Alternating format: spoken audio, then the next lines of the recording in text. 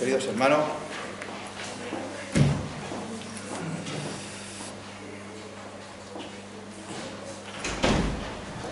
Comienza la llamada Semana Santa.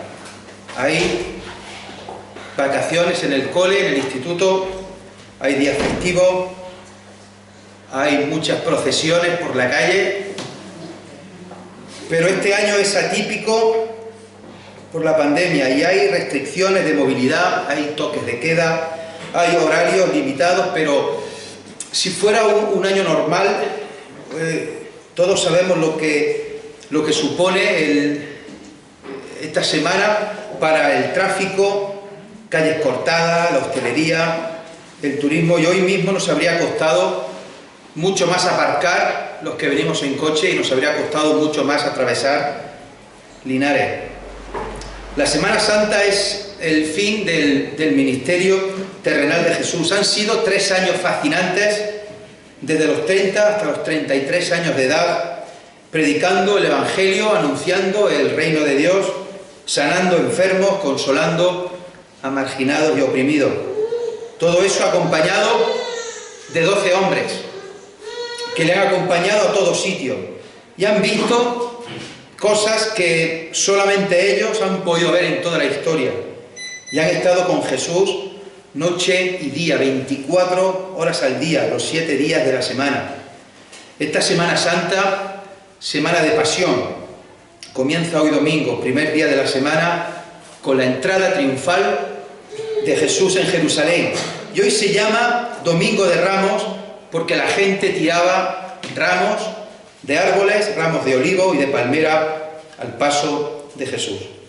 Vamos a leer lo sucedido en el Evangelio de Mateo, capítulo 21, del 1 al 17, si bien esto se menciona en los 4 Evangelios. Y entre uno y otro, pues cierto que puede haber detalles diferentes, que nunca contradicciones. Mateo, capítulo 21, vamos a leer desde el versículo primero hasta el versículo 17. Dice así, Mateo 21, 1. Cuando se acercaron a Jerusalén y vinieron a Betfagé, al monte de los olivos, Jesús envió 2 discípulos diciéndoles: id a la aldea que está enfrente de vosotros, y luego hallaréis una asna atada y un pollino con ella. Desatadla y traédmelos.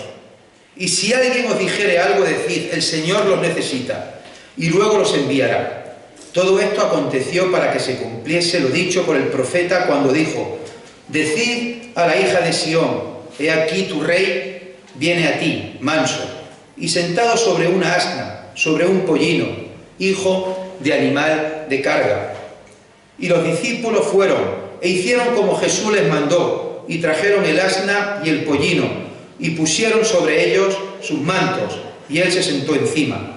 Y la multitud, que era muy numerosa, tendía sus mantos en el camino, y otros cortaban ramas de los árboles y las tendían en el camino. Y la gente que iba delante y la que iba detrás aclamaba diciendo: Hosanna al Hijo de David, bendito el que viene en el nombre del Señor, Hosanna en las alturas. Cuando entró él en Jerusalén, toda la ciudad se conmovió diciendo: ¿quién es este? Y la gente decía: este es Jesús el profeta, de Nazaret de Galilea. Y entró Jesús en el templo de Dios y echó fuera a todos los que vendían y compraban en el templo, y volcó las mesas de los cambistas y las sillas de los que vendían palomas, y les dijo: escrito está, mi casa, casa de oración será llamada, mas vosotros la habéis hecho cueva de ladrones. Y vinieron a él en el templo ciegos y cojos y los sanó. Pero los principales sacerdotes y los escribas, viendo las maravillas que hacía, y a los muchachos aclamando en el templo y diciendo: Hosanna al Hijo de David, se indignaron y le dijeron: ¿oyes lo que estos dicen? Y Jesús les dijo: sí, ¿nunca leísteis de la boca de los niños y de los que maman perfeccionaste la alabanza? Y dejándolos allí, salió fuera de la ciudad a Betania y posó allí. Vamos a dividir en 3 partes el mensaje de hoy. En primer lugar, veremos una serie de preparativos anteriores. En segundo lugar, la entrada triunfal en Jerusalén y, en tercer lugar, la purificación del templo. Y al final, a modo de conclusión, veremos también algunas aplicaciones prácticas para nuestra vida. Así pues, en primer lugar, los preparativos anteriores, versículos del 1 al 7. Comienza diciendo el versículo 1: cuando se acercaron a Jerusalén, vinieron a Betfagé, al monte de los Olivos. El Evangelio de Juan nos dice que el día anterior Jesús estuvo en casa de Lázaro, al que había resucitado, y ellos vivían en Betania. De Betania a Jerusalén hay unos 3 kilómetros de distancia aproximadamente, y entre mitad de camino, más o menos, está Betfagé y el monte de los Olivos, y allí es donde Jesús coge a estos animales. Pero ¿por qué busca Jesús un pollino? ¿Por qué no entra andando como él siempre iba por todos los lugares? El detalle del versículo 3 es interesante, cuanto menos increíble. Cuando Jesús envía a 2 discípulos a que le traigan los animales, les dice que si alguien les dice algo, que respondan: el Señor los necesita. ¿Cómo es esto? ¿Que Jesús necesita algo? Ya Juanvi mencionaba algo al respecto el jueves pasado, en relación a la Iglesia. Dios es soberano y Dios no necesita nada, y mucho menos de nosotros.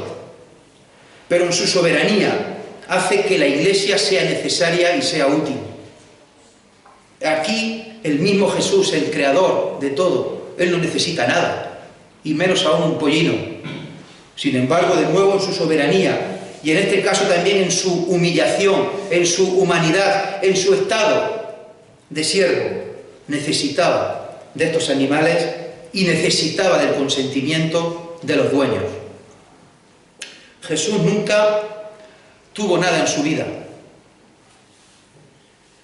No tenía barca para pescar o barca para transportarse y cruzar el mar de un lado a otro. Siempre los tomaba prestados. Nunca tuvo una casa propia, una vivienda. Cuando iba por los lugares se alojaba en casa de otras personas. Incluso pocos días después manda también a sus discípulos a que tomen prestado el aposento alto donde se celebraría la Pascua. Pero siempre hablando con el dueño, siempre pidiendo permiso. Hasta para eso la humildad de Jesús fue extrema. Todo lo creado sabemos que es por medio de Él y para Él, pero Él se humilla y pide permiso para coger un pollino, y pide permiso para usar un aposento y celebrar uno de los acontecimientos históricos más importantes de la historia, la institución de la Cena del Señor, la memoria de los símbolos, la memoria del pan que simboliza, que representa su cuerpo crucificado, maltratado, la copa de vino que representa, simboliza su sangre derramada, y que aún 2000 años después seguimos haciendo. A continuación, dice también el versículo 4 que todo esto aconteció para que se cumpliese lo dicho por el profeta. Y es que, hermanos, también se tenía que cumplir las profecías que se habían dicho siglos antes. Y esto del cumplimiento profético es algo que vemos mucho en este pasaje. Por ejemplo, el versículo 5, que aquí acabamos de leer, corresponde a Zacarías 9:9, que dice: alégrate mucho, hija de Sión, da voces de júbilo, hija de Jerusalén. He aquí, tu rey vendrá a ti, justo y salvador, humilde y cabalgando sobre un asno, sobre un pollino, hijo de asna. El versículo 9 es de Salmos 118, 25 y 26. Oh Jehová, sálvanos ahora, te ruego, oh Jehová, que nos hagas prosperar ahora. Bendito el que viene en el nombre de Jehová, desde la casa de Jehová os bendecimos. El versículo 13 corresponde a Isaías 56, 7 y Jeremías 7, 11. Dice Isaías 56:7, mi casa será llamada casa de oración para todos los pueblos. Y Jeremías 7:11, es cueva de ladrones, delante de vuestros ojos esta casa, sobre la cual es invocado mi nombre. El versículo 16 también menciona Salmos 8:2, de la boca de los niños y de los que maman fundaste la fortaleza a causa de tus enemigos. Así pues, este pasaje está cargado de referencia al Antiguo Testamento, y esto es algo que también hay que tenerlo muy en cuenta. Versículo 6, los discípulos fueron e hicieron como Jesús les mandó. Y pasamos a la segunda parte, la entrada triunfal, versículos 8 al 11. Vemos en el versículo 7 que Jesús coge los mantos, los pone encima del animal y se sienta sobre ellos. Y ahora veremos algo más acerca de esto de los mantos. Dice el versículo 8 y también el versículo 9 que había una multitud que era muy numerosa. Y luego dice el versículo 9, y la gente que iba delante y la gente que iba detrás. Nos podríamos preguntar, hermanos, ¿qué buscaban aquellas personas, qué buscaba aquella gente, qué buscaba aquella multitud que iba siguiendo a Jesús? Y conforme se iba el maestro acercando a Jerusalén, iba aumentando y aumentando el número. ¿Por qué lo seguían? Bueno, pues algunos veían a Jesús como un Mesías en un sentido político, es decir, alguien que encabezaría la revuelta, una revuelta militar, una revuelta violenta contra el Imperio Romano y los liberaría de la opresión. Otros venían de Betania porque habían oído o habían estado por allí presentes la vez que Jesús resucitó a Lázaro. Otros se limitarían a seguir a la multitud, es decir, hay un grupo de personas que van siguiendo a alguien, a ver qué pasa, y lo seguirían también. Y otros porque se acercaba la Pascua, y esa era una fecha señalada de peregrinaje a Jerusalén, a hacer sacrificios en el templo. Por eso había gente delante y gente detrás. Detrás los que iban siguiendo a Jesús desde Betania, delante los que iban a Jerusalén a celebrar los sacrificios. Y Jesús, conforme iba avanzando, montado en el pollino, la gente aumentaba y aumentaba y aumentaba en número y aumentaba en efusividad. ¿Cuántas personas habría allí que realmente supieran que Jesús, el Hijo de Dios, venía a dar su vida por los pecadores? ¿Cuánta gente de los que estaban allí siguiéndolo sabían que venía a salvar sus almas? Y hoy, hermanos, hoy día, ¿cuántas personas saben que Jesús vino a salvar su alma? Que Jesús vino a dar su vida por ella. ¿Acaso mucha gente hoy día lo sabe más que antes? La gente tiraba sus mantos, la gente cortaba ramas de los árboles y la gente gritaba, Hosanna al Hijo de David, bendito el que viene en el nombre del Señor, Hosanna en las alturas. Tirar los mantos se hacía cuando pasaban los reyes por allí, era un símbolo de cuando pasaba un rey tirar los mantos. Para un judío su manto simbolizaba su posición social y su dignidad. Dice segundo libro de Reyes 9, 12 y 13, así ha dicho Jehová, yo te he ungido por rey sobre Israel. Entonces cada uno tomó apresuradamente su manto y lo puso debajo de Jehú en un trono alto, y tocaron corneta y dijeron, Jehú es rey.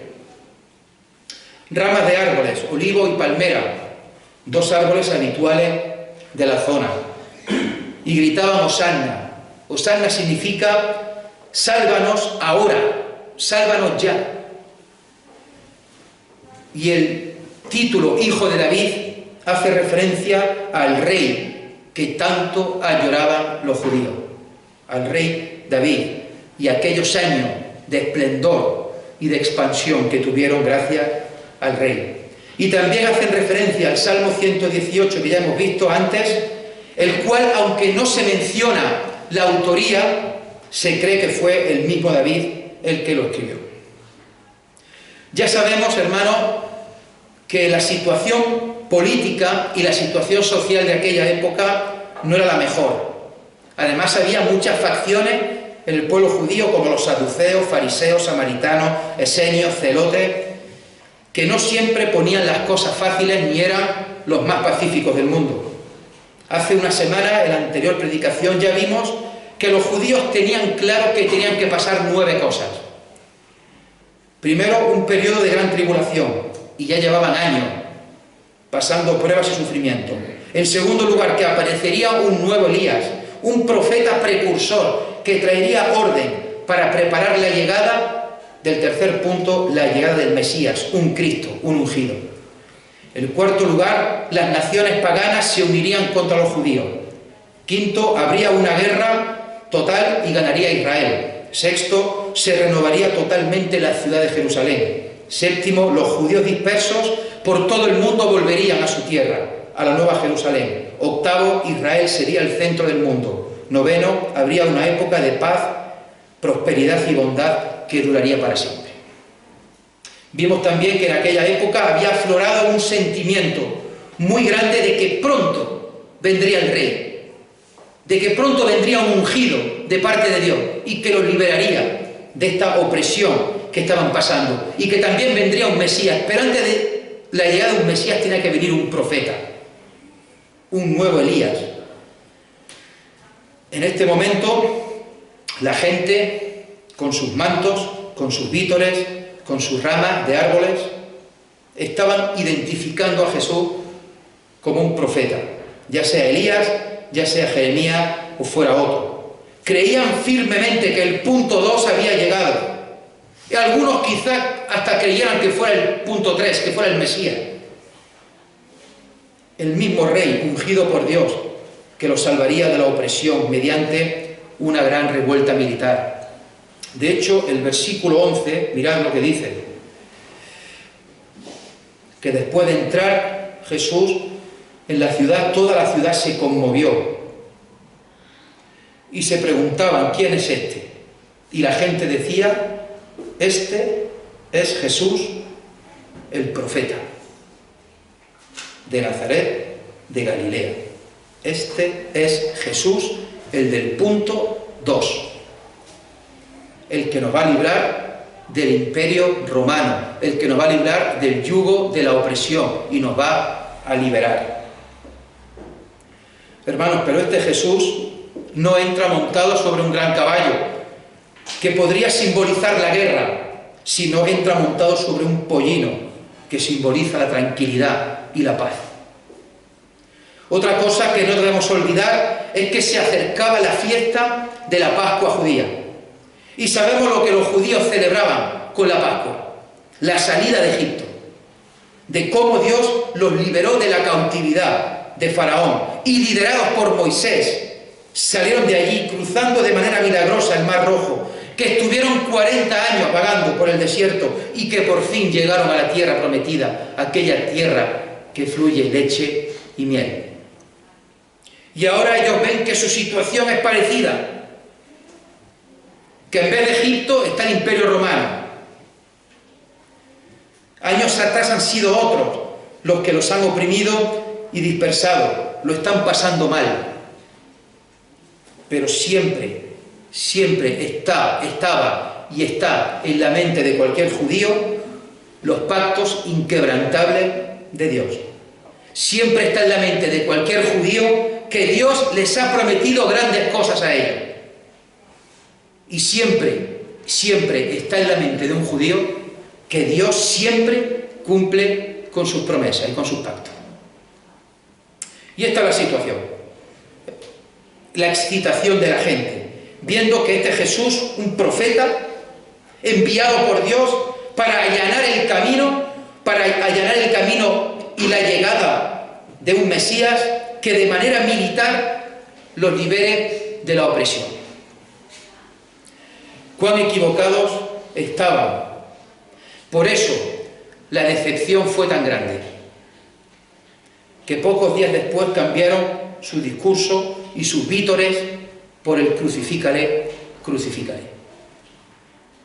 Esto de entrar Jesús montado sobre un pollino debió de impactar a muchas personas, sobre todo por el contraste, por la forma contradictoria que se tenía la costumbre de celebrar los triunfos. En el Imperio Romano era habitual, cuando un emperador o un cónsul hacía una gran conquista y traía grandes fortunas para el imperio, se celebraba el triunfo en la capital, en Roma. Y entraban en la ciudad el conquistador, sus generales y su guardia personal, y llevaban todas las riquezas conquistadas, todo el oro y toda la plata. También llevaban a los grandes líderes enemigos, prisioneros encadenados, para ser allí ejecutados delante de todo el mundo. En mitad del paseo, la gente insultaba, golpeaba y les tiraba objetos a estos prisioneros. Al comienzo, al entrar en la ciudad, el emperador o el cónsul le daban dos cosas, o tres cosas. Le preparaban una carroza, una cuadriga con caballo. Le ponían un esclavo y una corona de laurel. El emperador se montaba delante y tiraba de la carroza, tirada por grandes caballos y hermosos caballos. El esclavo estaba detrás y tenía que hacer dos cosas. Una, coger la corona de laurel y ponérsela encima al emperador durante todo el trayecto. No le podía tocar la cabeza, pero tampoco se la podía separar. Tenía que estar todo el rato con la corona en vilo, cogida en la cabeza. La segunda cosa que hacía el esclavo era susurrarle al oído continuamente al emperador, lo que vino a llamarse el memento mori, que significa recuerda que vas a morir. Y allí vemos al emperador cruzando Roma, cientos de miles de personas aclamándole, vitoreándole, y el esclavo detrás susurrándole memento mori, recuerda que vas a morir. Recuerda, Señor, que toda gloria es efímera. Mira detrás de ti, recuerda que solo eres un hombre. El Señor Jesús entra a la ciudad, entra a Jerusalén, no montado en un caballo, no en una cuadriga tirada por 4 grandes caballos. No tiene nadie detrás que le esté cogiendo ningún tipo de corona. Ya sabemos qué tipo de corona le pusieron después.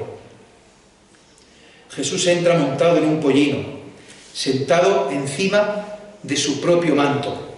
No trae riquezas, no trae prisioneros, no trae ejércitos que le acompañen, no trae grandes generales, si acaso 12 discípulos que van con él. Ni siquiera va vestido como un militar, ni lleva ningún tipo de arma encima.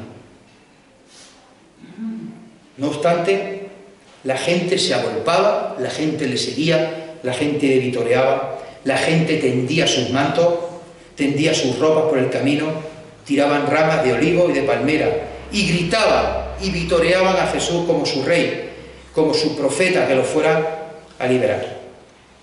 Todo de la misma manera que se hizo siglos atrás a los reyes de Israel, y encima recordando, rememorando el aniversario de la salida de Egipto, todavía más siglos atrás. En tercer lugar, la purificación del templo, versículos 12 al 17. Muchos esperaban que lo primero que haría Jesús una vez dentro de la ciudad sería dirigirse a palacio y allí exigir o reclamar el trono como rey. Sin embargo, lo primero que hace Jesús al entrar a Jerusalén es ir al templo, ir a la casa de Dios, al lugar principal del judaísmo en cuanto a la adoración a Dios. Luego vemos que por la noche se va a dormir fuera, a Betania. Vuelve, hace otros 3 kilómetros y va a Betania. Y luego al día siguiente, si miráis el versículo 18, dice, por la mañana, volviendo a la ciudad, tuvo hambre. Y versículo 23, cuando vino al templo. El segundo día que vuelve, de nuevo se dirige al templo. Lo que vio allí no le gustó nada, de ahí su reacción, y es una reacción valiente, es valiente, muy valiente. Aquello estaba lleno de comerciantes, lleno de especuladores, lleno de compradores y de vendedores, gente que explotaba al pueblo, poniendo precios muy abusivos, precios muy altos, y con el consentimiento y complicidad de los sacerdotes, incluido por supuesto el sumo sacerdote. Muchos peregrinos acudían a Jerusalén con la firme intención de hacer un sacrificio sincero y real a Dios. Querían hacer un sacrificio correcto, querían adorar a Dios. Y allí se sentían estafados, explotados y engañados por el altísimo precio que tenían que pagar por el animal a sacrificar. Y además, si pagaban con otra moneda, estaban los cambistas que cobraban una comisión altísima por el cambio de moneda. Era obligatorio para cada judío pagar un impuesto al templo para su mantenimiento. Normalmente ese impuesto se pagaba en esta época del año, en la Pascua, cuando tantísimos israelitas venían de todas partes a la capital. Pero no valía cualquier moneda, no se podía pagar con una moneda romana, no se podía pagar con otra moneda. Tenía que ser única y exclusivamente el siclo del santuario. Así que si tenías esa moneda, bien. Y si no la tenías, tenías que cambiarla. Y ahí es donde entraban en juego los cambistas, que ofrecían un tipo de cambio además altísimo y cobraban una comisión muy alta, una comisión abusiva. Además del impuesto, los judíos tenían que realizar diferentes sacrificios. Y al igual que la moneda, ellos podían traer sus propios animales de su casa, o bien comprarlos allí. En este caso, era más cómodo comprarlo allí, no que tener que llevar al animal, y además era un viaje largo de varios días, tener que llevarlo contigo. Encima, aunque trajeras tu propio animal, había también una serie de sacerdotes que actuaban como inspectores. Por poner ejemplo, como estas personas de la ITV, cuando vas a llevar el coche y te están mirando si frenas, si no frenas, si sale mucho humo, si por aquí tiene un defecto, si la rueda no está bien. Pues había allí inspectores que miraban si el cordero tenía un defecto, una mancha y no valía. El negocio era tal que la gente que traía sus propios animales, eso no valía, casi ninguno. Decía, ese no vale, defecto. ¿Qué tenías que hacer? Comprarlo allí. Allí te vendían cordero bueno. Y de nuevo, ¿a qué precio? A un precio altísimo. Todo un monopolio perfectamente organizado con la aprobación, la complicidad del sumo sacerdote, que era el encargado de todo el templo. De hecho, 30 años después se hizo un censo de los animales sacrificados en Jerusalén en la Pascua y se contaron 250.000 corderos sacrificados. 250.000 corderos sacrificados en Jerusalén. Se estima que se hacía un sacrificio de un cordero cada 10 personas. Por lo tanto, se calcula que podía haber 2,5 millones de personas o 3 millones de personas en Jerusalén durante aquellos días. O sea, una multitud realmente grandísima. Lo que nos interesa, hermano, es que la gente, en lugar de encontrar un lugar de adoración, un lugar de oración, un lugar de lectura de la ley de Dios, se encontraban que los engañaban y los explotaban. Y encima lo que los engañaban y explotaban eran los mismos sacerdotes. Os invito a leer Malaquías capítulo 2, Malaquías 2, 17 en adelante, hasta el capítulo 3, versículo 4.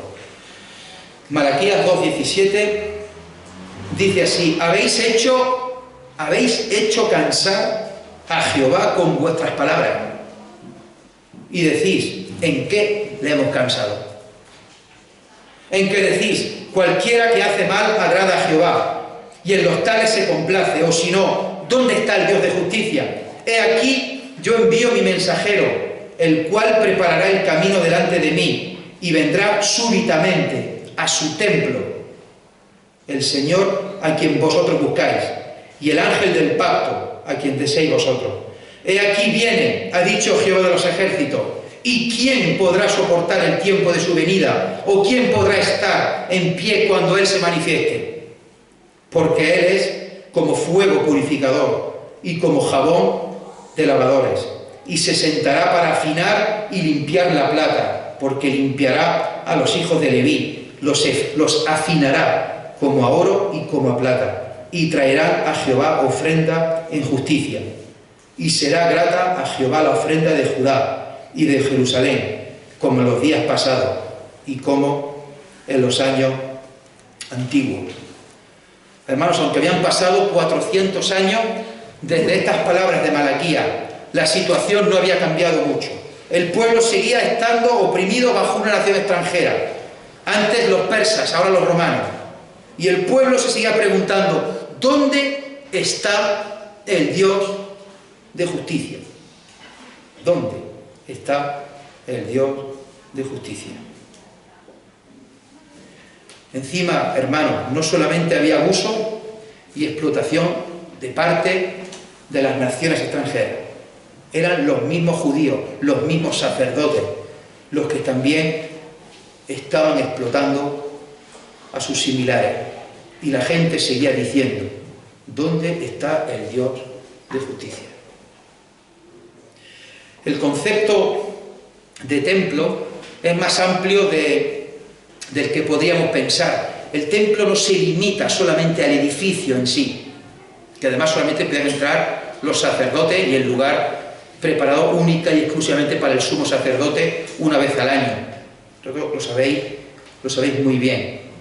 El concepto templo es más amplio e incluye todos los atrios, todos los patios que había alrededor. Al principio de todo, abajo del todo, estaba el atrio de los gentiles. Allí podía entrar cualquier persona, fuera judío o no. Una vez que pasabas el muro más adentro, subías un poco y estaba el segundo patio, el segundo atrio, el atrio de las mujeres. Allí no podía entrar ningún gentil, solo podían entrar los judíos, hombres y mujeres. De hecho, había un cartel que decía que ningún hombre de otra nación traspase esta barrera, ni la cerca que rodea el templo. Quien sea sorprendido será el único culpable de su propia muerte.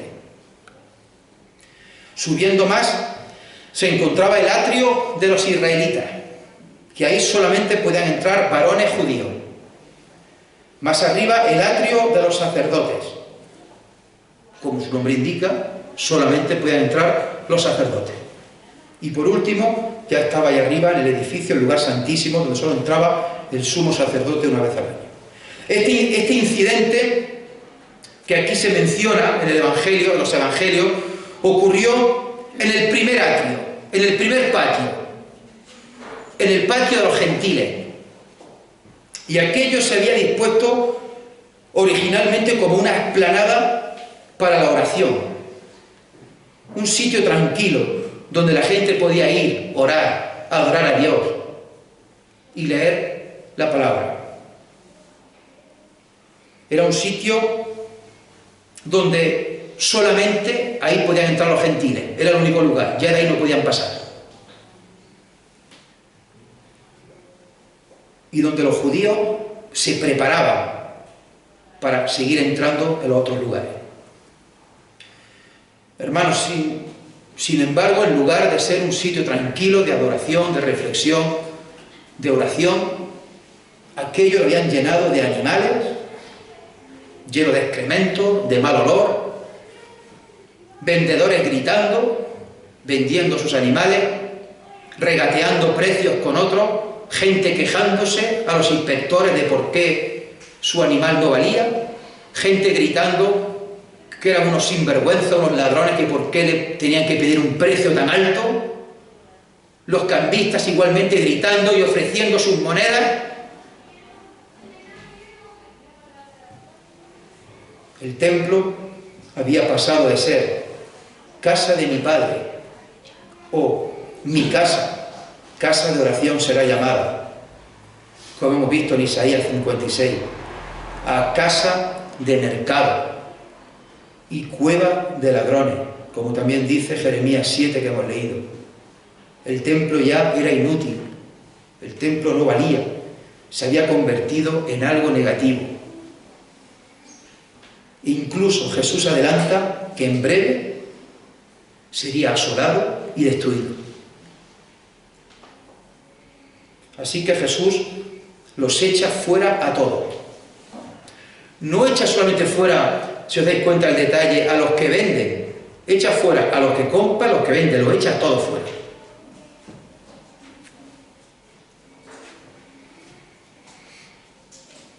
Vuelca sus mesas, condena todo ese sistema religioso podrido que estaba cargando y explotando al pueblo. Y encima, hermanos, que era gente que iba a Jerusalén a adorar a Dios. Y encima que muchos eran gentiles, que tenían inquietudes por conocer a Dios, e iban allí, que solamente podían entrar a ese atrio de los gentiles, y había aquello que era una barbaridad.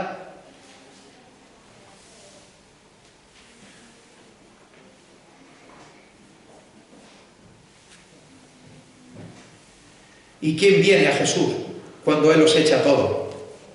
Pues mirad qué hermoso el versículo 14. Y vinieron a Él en el templo ciegos y cojos, y los sanó. El salmo que ha leído Juan Pablo antes, Jehová salva a los ciegos, Jehová libera a los ciegos, a los cautivos, a los huérfanos, a las viudas, al extranjero. Y he dicho solamente Jehová puede hacerlo, solamente Dios, pues solamente Dios, Jesús, puede sanar de esta manera milagrosa. Versículo 15, también, los muchachos aclamando en el templo y diciendo, Hosanna al Hijo de David. Y aquí muchachos no son nenes de 17, 18 años, aquí muchachos son niños, literalmente son niños, niños pequeños, de hasta 12 años. Jesús echó a los cambistas, a los especuladores, y vinieron a Él un montón de enfermos que vieron, esta es nuestra oportunidad, y entraron allí a ser sanados. Y aquello se llenó de niños que cantaban y que aclamaban el nombre de Dios. Fijaros qué diferencia, cómo había cambiado todo en unos minutos. Sin embargo, de nuevo qué contradicción. De nuevo el versículo 15, los principales sacerdotes y los escribas, viendo las maravillas que hacía y los muchachos, no sé cuánto, se indignaron. Se indignaron. Hermanos, nosotros venimos a la iglesia porque hemos sido sanados. Somos salvos gracias a Jesús. Y venimos aquí, venimos a adorar el nombre de Dios, es lo principal. Venimos a adorar a nuestro Dios. Venimos a hacer memoria de su sacrificio mediante estos símbolos. Venimos a estudiar y a escuchar la palabra de Dios. Eso es a lo que venimos. El resto es secundario. Sí, que nos saludamos, nos preguntamos, qué bonito. ¿Pero a qué venimos? A adorar a nuestro Dios. A hacer memoria del sacrificio de Cristo. Y venimos a escuchar su palabra. ¿A qué venimos entonces esta mañana? ¿Vienes a otra cosa?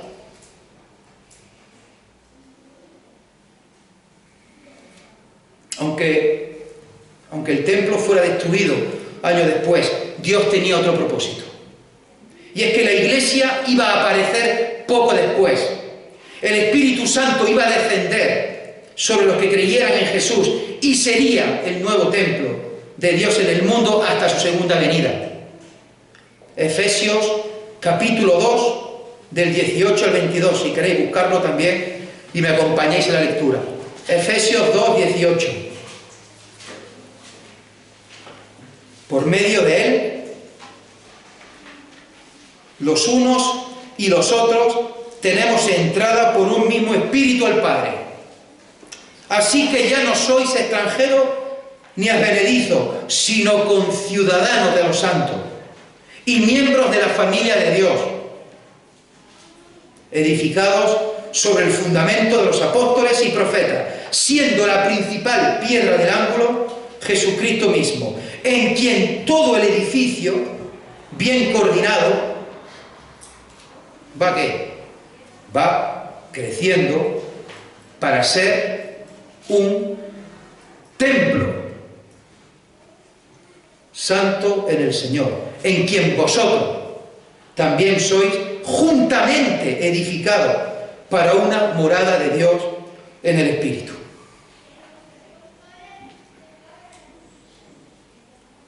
Una serie de conclusiones, aplicaciones, prácticas para nuestra vida. La historia que hemos leído, la historia de la entrada triunfal de Jesús en Jerusalén está llena de contradicciones y grandes aplicaciones para nosotros.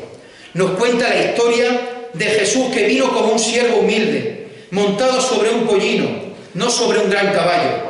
Vino con ropas humildes, no con grandes vestidos de gala. No vino con fuerza, no vino con espada ni con ejército, sino con amor, misericordia y entrega total. Vino a dar su vida. Su único ejército eran 12 personas que lo seguían a todos lados. No vino a pelear contra el imperio romano, vino a pelear contra el imperio de la muerte y el pecado. No vino a conquistar naciones, sino a conquistar corazones. La gente esperaba guerra. Jesús les dijo: la paz os dejo, mi paz os doy. Yo no os la doy como el mundo la da. No se turbe vuestro corazón ni tenga miedo. La gente quería venganza, pero Jesús dijo: oísteis que fue dicho, ojo por ojo y diente por diente, pero yo os digo, no resistáis al que es malo. Antes, a cualquiera que te hiera en la mejilla derecha, vuélvele también la otra.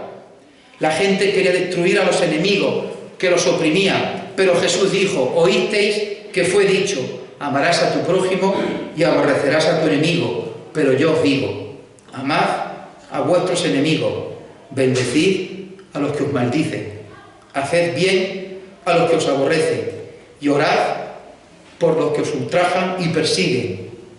La gente quería un gran líder militar, pero Jesús les dijo: aprended de mí, que soy manso y humilde de corazón. La gente quería seguirle a la revuelta, pero Jesús dijo: si alguno quiere venir en pos de mí, niéguese a sí mismo, tome su cruz cada día y sígame. Hoy día siguen habiendo muchos contrastes. Muchos siguen buscando a Jesús de manera muy equivocada. Lo sabemos perfectamente. Si fuera una semana normal, lo sabremos perfectamente. Gente que sigue a Jesús de manera muy equivocada. Jesús sigue diciendo hoy día: yo soy el camino, la verdad y la vida. Nadie viene al Padre sino por mí. Muchos siguen teniendo esa idea equivocada de Cristo. Se limitan a actos religiosos sin conocer realmente a Jesús y sin saber qué pide de ellos. Actos superficiales, y que las grandes multitudes se contagian y ese fervor, esos vítores van aumentando cuanta más gente hay en la calle y produce ese fervor religioso. Hermanos y amigos, si todavía no has conocido a Jesús, Jesús todavía puede entrar de manera triunfal en tu corazón, si aún no lo has aceptado como tu Señor y como tu Salvador. Desde aquí te invito a que, si no lo conoces, lo dejes entrar y reine en tu vida. Que el Señor nos bendiga. Amén. Señor y Padre, te damos muchas gracias por este día, por esta mañana, en el cual, pues, de muchas cosas que podríamos hacer en un día tan bueno como es hoy, sentimos el deseo, la necesidad de venir aquí, abrir las puertas de nuestro local, juntarnos los hermanos y en actitud reverente, actitud respetuosa, no podemos hacer otra cosa que no sea adorarte y glorificarte como tú se lo mereces. Nos da alegría de vernos, nos da alegría de saludarnos, pero el motivo que venimos aquí es darte la gloria y la honra que se lo mereces. Venimos aquí a recordar el sacrificio de Cristo. Venimos a recordar cómo el creador y el sustentador de todo el universo se hizo hombre, se hizo siervo, se montó sobre un pollino y entró en la ciudad de Jerusalén para dar su vida por cada uno de nosotros.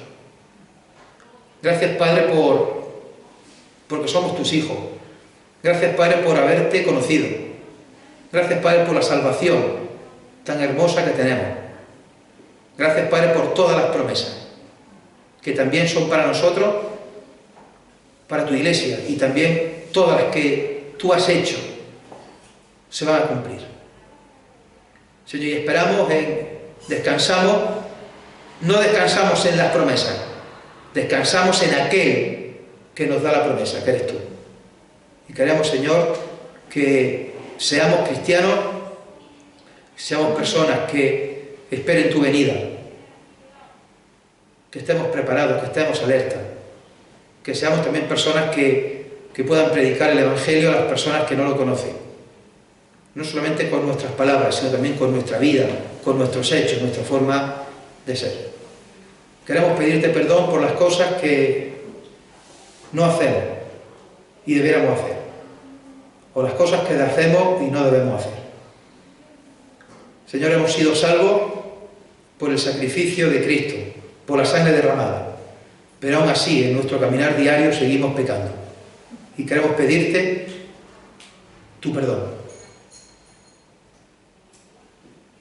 Queremos, Señor, también pedirte que nos aumentes la fe. Queremos, Señor, pedirte que nos des sabiduría en el día a día, en este camino que tenemos por delante. Gracias, Padre, por contar con mis hermanos y sobre todo por contar con tu ayuda. Nos acordamos de aquellas personas que no están hoy aquí con nosotros. El motivo tú lo sabes, pero nos acordamos de ellos y queremos también pedirte que tú los bendigas. Señor, y que en nuestra vida, que no salgamos de aquí y se nos olvide el mensaje, sino que todo lo que oímos lo pongamos en práctica. Y gracias, muchas gracias por el ejemplo máximo y supremo de entrega, de sacrificio, de amor y de misericordia de nuestro Señor Jesucristo. Gracias por todo, en el nombre de Jesús. Amén.